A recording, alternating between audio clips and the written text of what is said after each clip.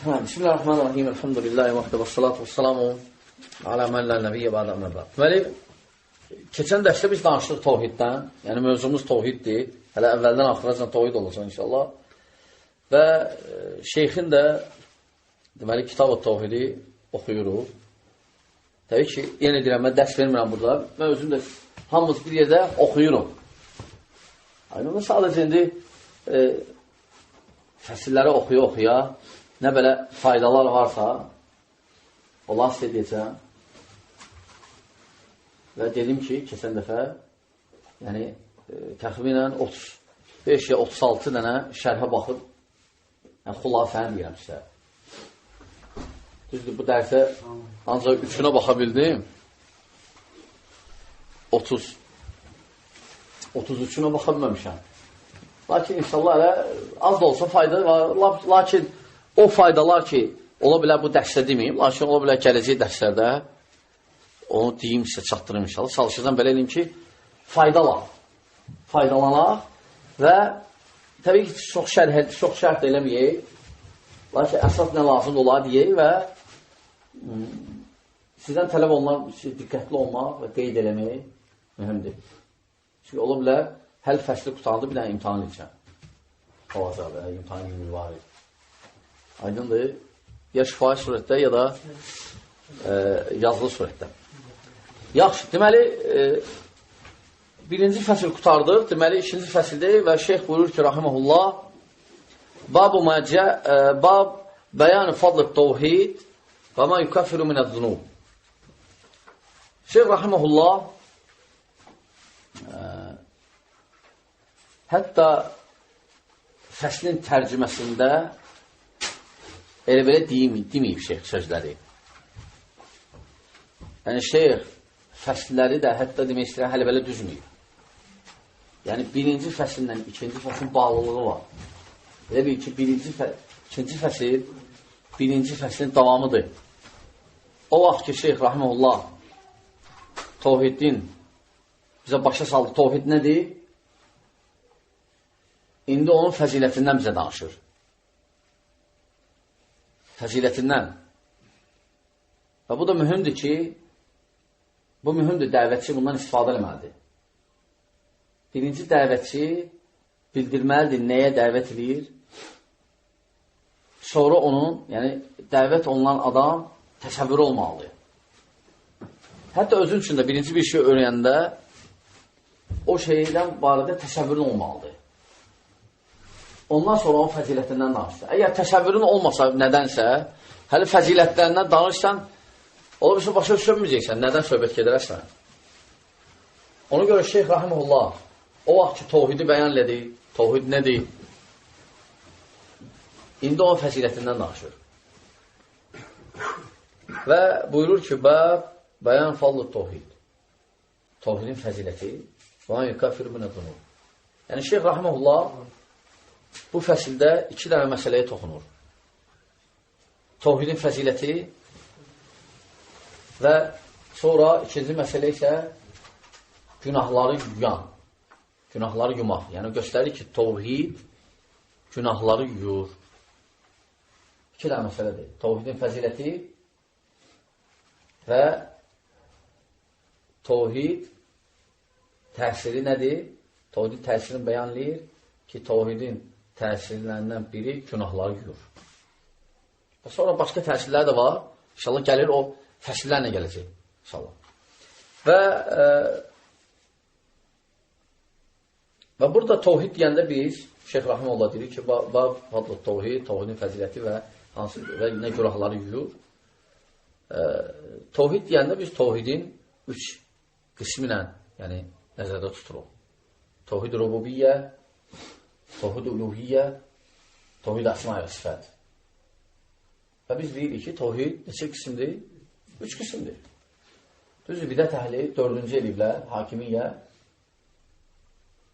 Lakin bu bölünmə 4 yerə bidətdir. Düzgün deyir, hətta ləcnə bu sualı verəndə ki, bəs bəzilər deyirlər ki, təvhid və hakimiyyə. Dedilər ki, bu düzgün deyil bu cür bölünmə. Sələf 3 yerə bölüb təvhidi. Təvhid rububiyyə, təvhid uluhiyyə Tohid əsma və sifət.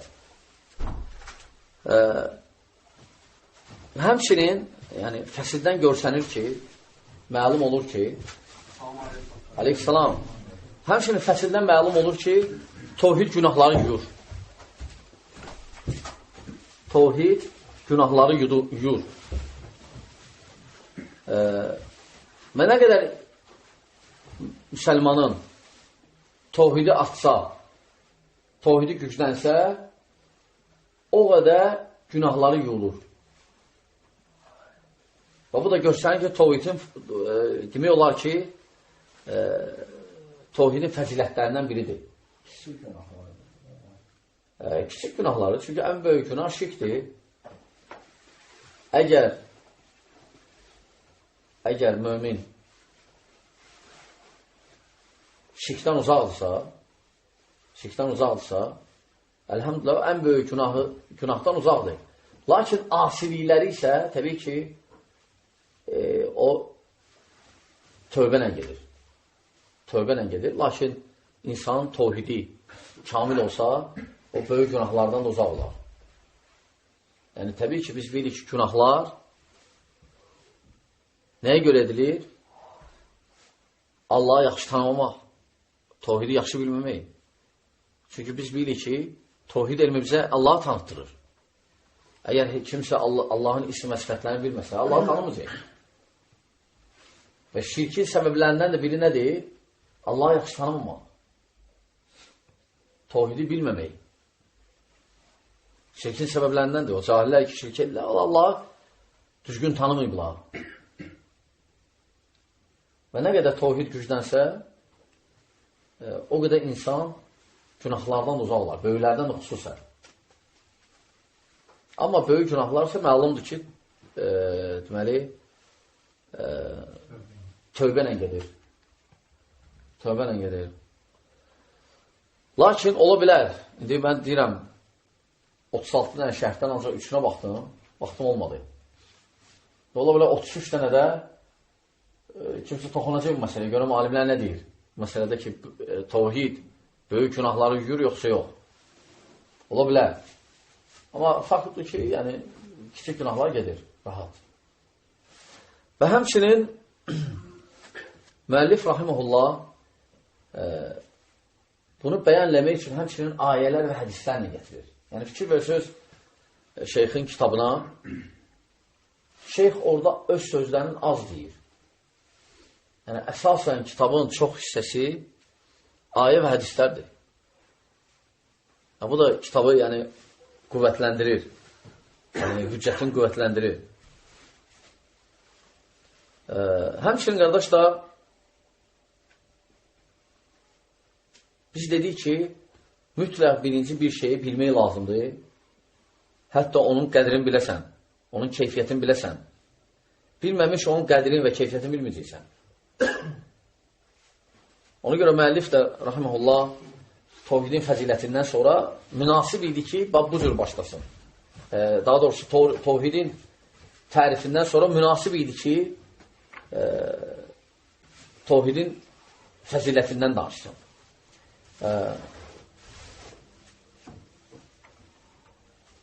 Və biz həmçinin dedik ki, burada dəvətçi üçün nə var? Dərs var. Dəvət edən adam birinci bir şeyi aydınlaşdırmalıdır. Birinci bir şeyi aydınlaşdırmalıdır. Və müəllif rahiməhullah deməli birinci ayə ilə başlayır. Çox yerdə də çox ayə ilə başlayır və buyurur ki, Ənam surəsi 82-ci ayə. Tərcümə var, hə? Ənam 82-ci ayə. İman getirdikdən sonra imanların zülüm qarışdırmayanları əmramanlıq gözləyib doğru yola yönəlmişlər də məhz onlardır. Allah razı olsun. Və Şeyh Rahimullah ayə gətirib Ənam surəsi 82-ci ayə. Və bilirsiniz də bu ayə deməli, İbrahim əleyhissalamın qövmü ilə olan söhbətin son ayələrindən biridir. Söhbətinin. İbrahim əleyhissalam bilirsiniz ki,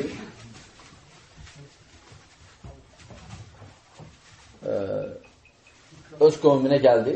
Öz qövmü də İraqda idi. İbrahim əleyhissalam öz qövmünə gəldi. İraqda idi.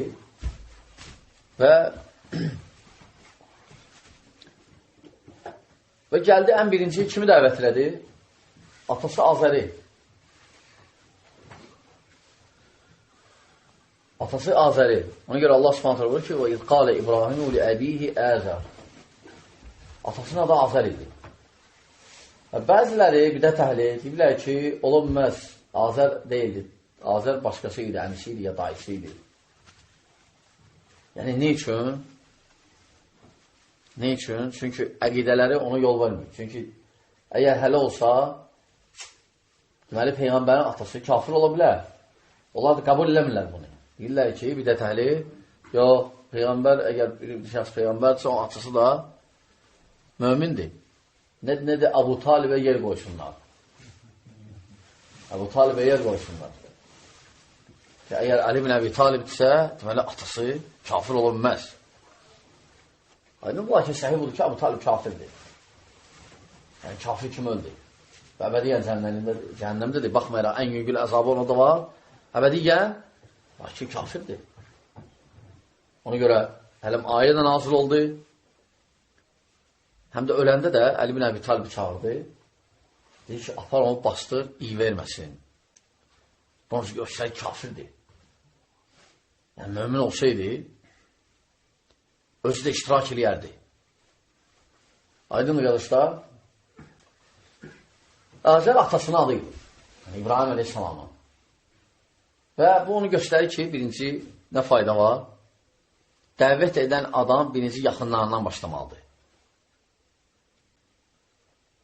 Çünki atası idi. Çünki Peyğəmbərimiz də sallallahu aleyhi ve sellem dəvət elə ki, gəldi, birinci yoldaşından başladı. Ev əhlindən. Yoxsa Qureyş, əgər biri gəlməsəydi, Qureyş deyərdi, sən evində belə. Görsən, heç kəsə işlə deməyim. Deyə bilmirdi. Qureyş hey axtarırdı bəhanələr. Ona görə dəvətçi birinci gələ evdən başlayır. Lakin gözəl üslubla. Yəni, çox vaxt evdə dəvətdə səhvlər ilə qardaşlar. Sərt olurlar. Elə şeydən başlayırlar ki, o hələm lazım deyil. Və nəticədə nə olur? Nəticədə görürsən ki, evdə əhli arası deyil. Ev əhli artıq qulaq asmır ona. Təbii ki, mediada rol oynayır, İngiltərə və s. Onlar da işləyirlər. Göstərirlər ki, bəzən o xəstə insanları, allanmış insanları ki, özlərini patladırlarsa, onu görürsən, çox reklam edirlər. Amma o Norveçdə da vurdu birini, 70 nəfər, 80 nəfər öldürdü. Nə əcəb sonra terörist dedilər, nə əcəbsə. Amma demək istəmirdilər birinci. İstədilər desinlər ki, ruhu xəstədir. Sonra gördülər, yox, daha alınmadır. Lakin ondan danışan yoxdur, az danışdılar, belə də.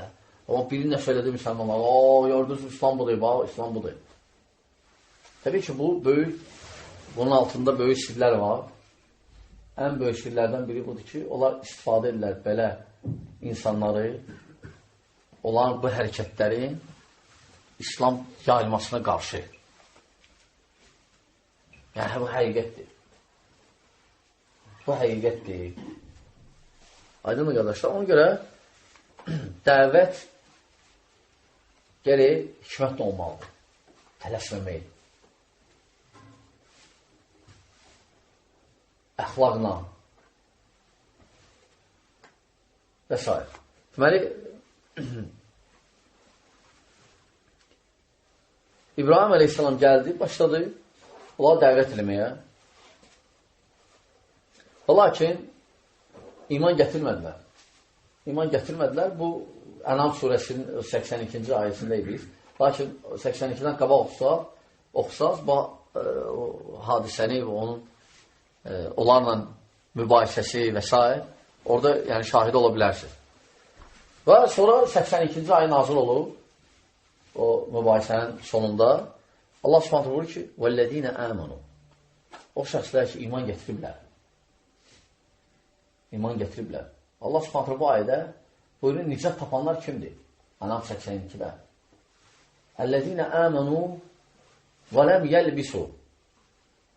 Yəni, o şəxslər iman gətiriblər. Və ləm yəlbisu imanəhum. İmanların bizulmin. İmanların zülmlə qarışdırmayıblar. Yəni, imanlar təmizdir. Zülm yoxdur orada. Ulaikə ləhumul əmin. Onlar əmin-əmanlıq içindədirlər və elə düz yolda olanlar da elə olardır. Onlar özləridir. Və Allah s.ə.v. Vəllədinə əmənu. Onlar ki, iman gətirdilər. Təbii ki, burada söhbət İbrahim əleyhissalamın qövmündən gelmir. Geçsə də söhbət ümumidir. Onlara aid deyil. Ümumən kim iman gətirsə və imanı şirkdən uzaq olsa, şirkdən qarışıq olmasa, o iki dənə şeyin nail olacaq. Əmin-əmanlıq, rahatçılıq, daxilən. Bir şeydən zaten qorxmayacaq. Və düz yolda olmaq. Bu görsənir tohidin fəzilətini. Görsən, ona görə müəllif bu ayəni getirdi. Çünki fəsilin adı nədir? Tohidin fəziləti. İnsan əmin-amanlığa və düz yolda olmağa ancaq tohidlə nail ola bilər. Ayə göstərir bizə. Arxayındır və düz yoldadır. Lakin tohidi olmayan və ya var, lakin şirklə qarışıq. O rahat deyil. O qorxur. Hər şeydən qorxur. Pişik keçdi, qara pişikdən qorxur. Aydındır. Nəyə gəldi? Təvəkkülləyir. Şəkilləri qoyur yanına ki, o şəkil ona nəsə eləyəcək, qoruyacaq. Başında görürsünüz, şəkillər qoyurlar, düzgün deyil olmaz.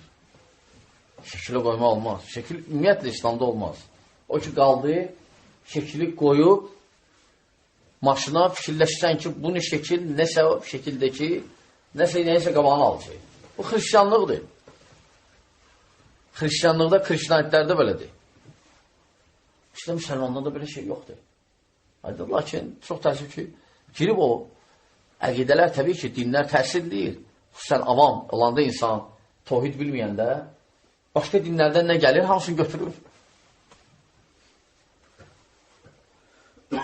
Amma şəkilə baxsa görəcək ki, şəkildəki özü xəstədir.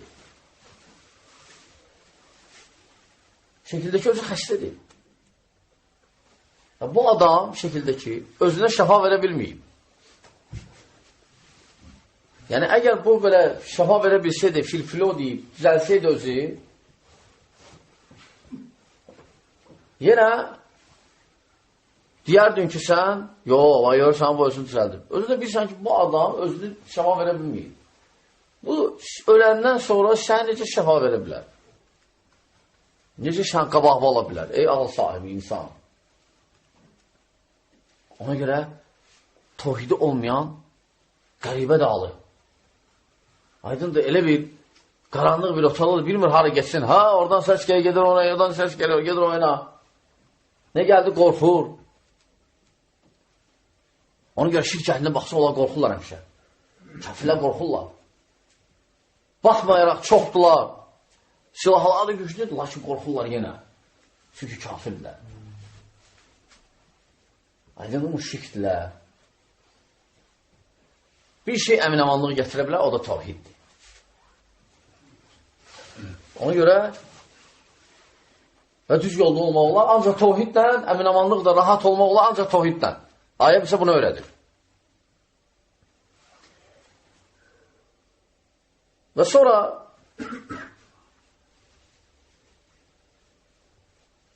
Allah subhanət hələ buyurur ki, Əl-ləzīnə əmənu və ləm yəlbisu imanəhum bi zulm.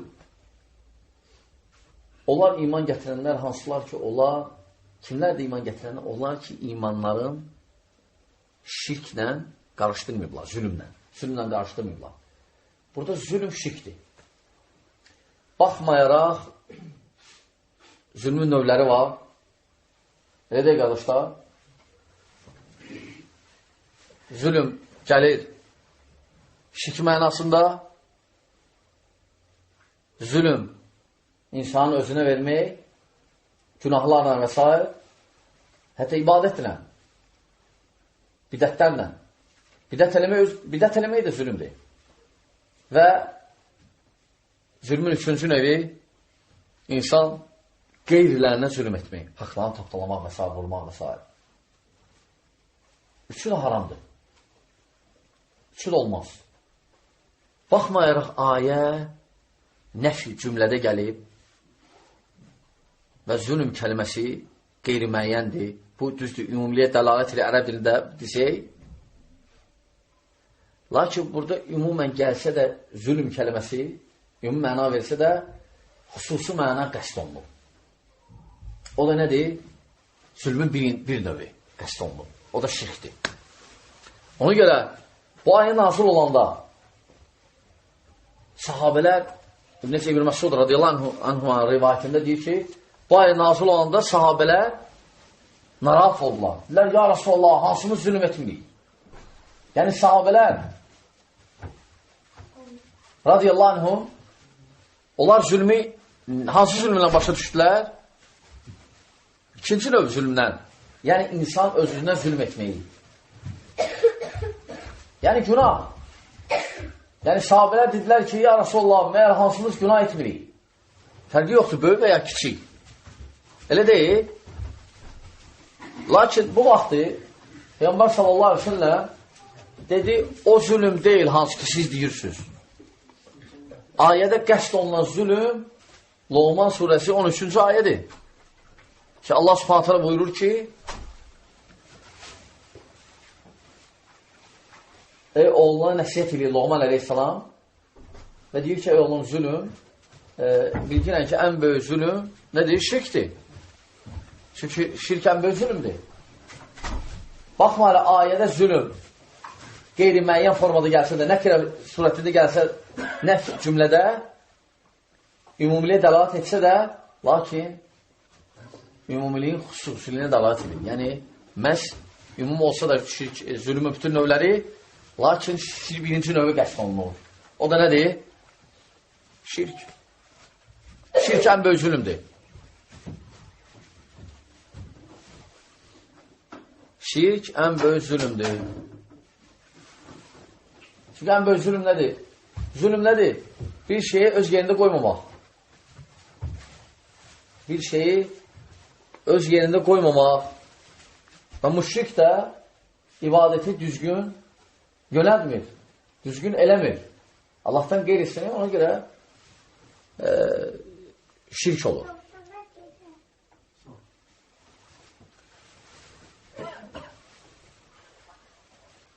Yəni müşrik də, şirk eləyən də ibadəti düzgün yerində eləmir.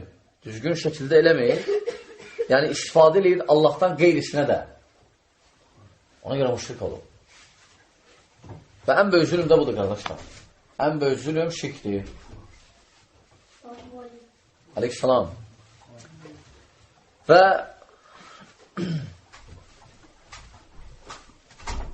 nə üçün şirkdir, qardaşlar? Çünki Allahdan qeyrisinə sərf edir. Və bununla neynir? Müşrik. Şirk neynir? Şirk nə yaparır? Allahla, xaliqlə məxluqu eyni tutur, eyniləşdirir. Onda xaliqlə məxluqun arasında fərq yoxdur. Sən gəl gedirsənsə, onun şəkili qoyursansa maşına, tikanı, nə bilim, atla alan, dən qalıb alnına yapışdırmasın. Bəs Allah,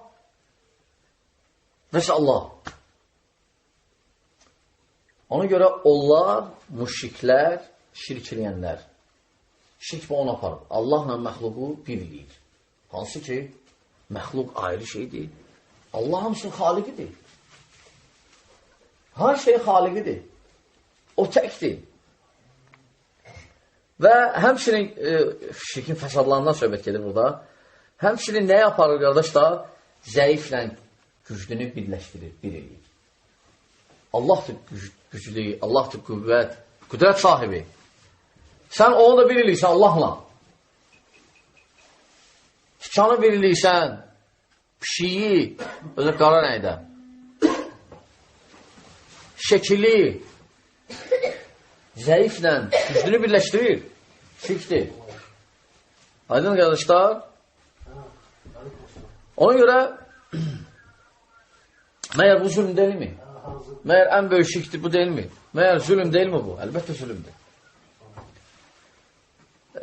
Həmçinin zülmün dediyi ikinci növü, qardaşlar, nə dedi? İnsan öz-özünə zülm eləməyi. Öz-özünə zülm eləməyi insan nədir?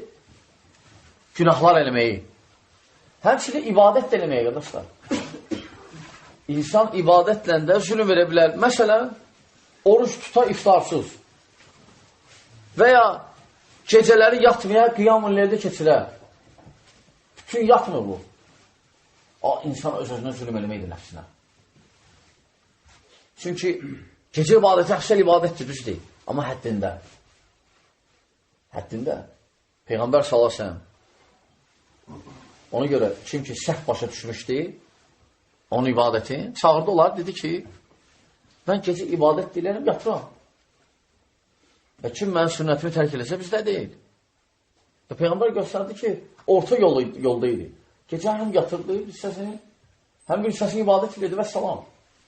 Yəni, bu onu göstərir ki, qardaşlar, insan çox vaxt, məsələn, bəzi şeylər bu qardaşlarda görürsən, çoxsu tutmayıb bunu, bu məsələni. Məsələn, bəzi qardaşlar görürsən, çox vaxt asilərdən danışırlar. Lakin insan bir də asili ilə azmır, insan dinlə də azır. Dinlə də azır insan. Ola bilər, dində laf gücdə olsan adam, lakin aza bilər. Dinlə. Hələ kifayət xavariclər misal çəkir. İbn-i Teymiyyə deyir ki, bəzi ibadətdə, bəzi sahabələrdən güclü idilər. Lakin, fayda verdi. Peyğəmbər salsın, cahillər sənə deməyib, deyib, ox yayından çıxan kimi çıxdılar. Ox yayından çıxan kimi, hətta başqaları sən deməyib belə. Fikir versən. Yəni, insan bir dənə asilində yox, dinlə də aza bilər, ona görə insan ehtiyatlı olmalıdır. Ehtiyatlı olmalıdır. Bəzilər bunu tuta bilməyib belə, başa düşməyib. Böyle bir ki, dində düşsə, dində şirk nə qədər istəyən, olmaz. Allah subhanət hələ buyurur ki, lə təğlu fi dinikum. Düz əhli kitaba müraciət gəlir, lakin söhbət ümumidir qadağa ki, Allah subhanət dində şirkməyir. Şirkdün azlın. Deməli, zülmün ikinci növü nədir? İnsan özünə zülm etməyi. Həmçinin üçüncü növü isə insanın qeydlərinə zülm etməyi. Məsələn, haqlarını tapdalamağı və ya məsələn kimisə vurmaq, kimisə malını oğramaq, aydındır, kimisə qeybətini eləmək, nəmanlığı eləmək. Təbii ki, bunlar hamısı haramdır və böyük günahlardandır. Və belə insan zülm edir. Və kimə ki edilir, o məzlum olur. Məzlum. Və məzlumun da duasından qorxu ilə. Məzlumun duası qəbuldur. Hətta kafir olsa belə. Hətta kafir olsa belə, məzlumun duası qəbuldur. Ona görə kim ki başqalarının haqlarını tapdalayır, Allah ola bağışlamır. Qiyamət günü qisas olacaq, qisas. Qiyamət günü qisas olacaq. Ta o vaxt bağışlanacaq ki, qiyamət günü əgər məzlum ondan keçsə, məzlum o bağışlasa, əgər məzlum o bağışlasa, bağışlamasa Allah bağışlamır. Necə hədisdə gəlir. Peyğəmbər salsın qiyamət gündən danışanda ki, zalimlar yanında kimləri ki zülm edib, onlar gətiriləcək məzlumlar. Hətta buynuzlu qoyun, əgər buynuzsuz qoyunu vurursa, Allah təala adildir. Təsələ o dərəcədə zülm edib ona qarşı. O zülmü qaytarılacaq. Əgər heyvanlar arasında, hansı ki heyvanlar elə mükəlləf deyirlər, heyvanlarda tələb olunmuyor 5 dənə. Ağıllar olmadığına görə. əgər onlar barədə Allah adildir axı, adildir hər bir şeydə. Təsəllə insanlar necə? Ona görə zalimlar qorxsunlar, zülm edənlər. Ona görə qardaşlar, hələ belə deyil işlə. Baxmayaraq, gətirəcəklər, hətta qoyunları da o haqq hesab olunacaq, sonra Allah subhanətlə buyuracaq ki, indi isə heyvanlara, indi isə torpaq olunun. İndi isə torpaq olun. Heyvanlar torpaq olacaq. Baxmayaraq, mükəlləf deyirlər. Aydındır qardaşlar, bunda bu vaxt deyəcək kafir. O mənzərəni görəcək ki, heyvanlar torpaq oldular. O Nəba surəsi axır deyir.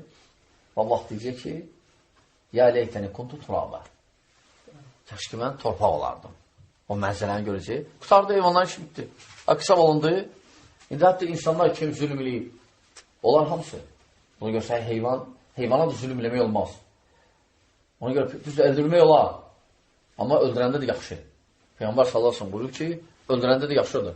Əgər heyvanı hələ öldürmək, riayət eləmək lazımdırsa, adi bir dənə qurbanlığa fikir ver. Qurbanlığa ədəbləri, bıçağı göstərməmək, gözünü örtmək, heyvanın qabağında olmuş heyvanlara kəsilmək. Məsələn, bu ədəblərdir. Təşək, insan necə? İnsan necə böyük təhlükədir. İnsana toxunmaq. Ona görə qardaşlar, hələ belə deyil. Hələ belə deyil. Hərdən bunlar yanınızdan çıxır. Deməli, ayədə qəsd nədir? Hansı növüdür, qardaşlar? Birinci növü. Birinci növü. İkinci növ isə öz nəfsinə günah eləyənlər, onlar Allahın isteyi altındadır. Onlar Allahın isteyi altındadır. Birinci növ şirkdir. İnsan müşrik kimi ölsə, Allah təala heç onu bağışlamayacaq. İkinci növ zülmün. İnsan özünə zülm etməyidir. O da Allahın isteyi altındadır. Üçüncü növ isə Allah bağışlar, o saxlanır qiyamət gününə. Haqqı sabah. O vaxt bağışlayacaq ki, əgər kimə ki zülm eləyiblər, o olanı bağışlasaq. Aydın qardaşlar. Və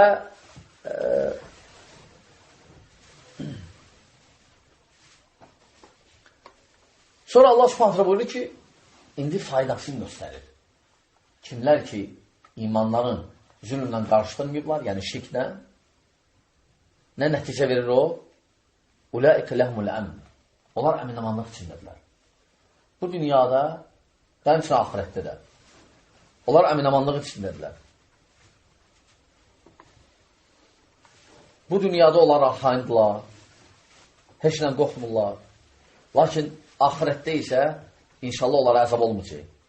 Ya tamamən olmayacaq, ya da girsə cəhənnəmə əbədiyyən qalmayacaq. Çıxacaq sonra. Nəticədə çıxacaq. Çünki biz deyirik ki, möminlərdə, iman gətirənlərdə cəhənnəmə günah olacaq, böyük günah sahibiləri. Lakin əbədiyyən qalmayacaqlar.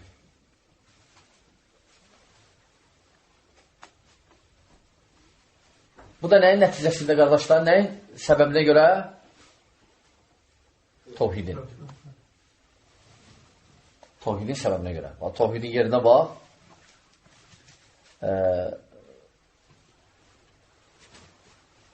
Və əks mənası da odur ki, kim ki qarışdırsa, ona əminamanlıq olmayacaq və o cür ölsə, əgər müşrik kimi, o əbədiyyən cəhənnəmdədir. Və həmçinin sonra buyurur ki, ikinci fayda, tevhidin faydalarına, ulaikə ləhmul əmn və hum muhtədun. Yəni, onlar düz yoldadırlar, həqiqətən onlar düz yoldadırlar. Bu da ikinci faydadır tevhidin ki, hidayət, xalis hidayətdə olmaq. Xalis Allaha ibadət edən odur. Aydındır? Yəni, insan şirkdən uzaq olsa, o xalis Allaha ibadət edən sayılacaq. Lakin necə nail olmaq ola bilər? Yenə əminamanlığa nail olmaq olar. Düz yola, o da şirkdən uzaq olanacaq. Oldu, qutardı, əlhamdülillah, bu iki şey xüsusiyyət səndə olacaq. Olmasa, olmayacaq, qardaşlar. Ona görə, gəlsən, cahillər qorxurlar. Nədən? Ay, belə eləmə, ay, oradan, ay, yavaş, Dükan yıxılırsa zəlzələ olacaq. Qorxur. Tohidi zəifdir, yoxdur. Yoxdur ya da zəifdir. Bilir belə ümumən, amma bilmir təfsilatın. Ona qardaşlar, bu qısa bir yəni, fayda idi. Sizə çatdırdıq. Yəni, bugün Ənam surəsi 82-ci ayədə diyandıq. Sonra müəllif rəhməhullah Ubad ibn Sametin radiyallahu anhunun rivayətini gətirir ki, orada da la ilahe illallah yeri görsənəcək inşallah. İnşallah bu qalsın gələn dərsimizə. Allah subhanahu wa ta'ala düzün bilir. Esselamu aleykum.